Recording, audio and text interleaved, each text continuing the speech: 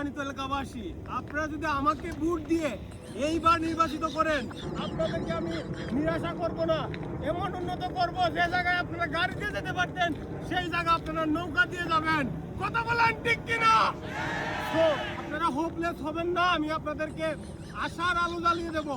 এতে দেখতেছেন আপনারা, আমি জানি আমার জন্য আকাশ বাতাস এই স্নোফল পর্যন্ত রাজি। ওরা শুধু ভোট দিতে পারবে না, আপনাদেরকে আমি সুদৃঢ়ভাবে একটা কথাই বলবো, আপনারা চিন্তা করবেন না।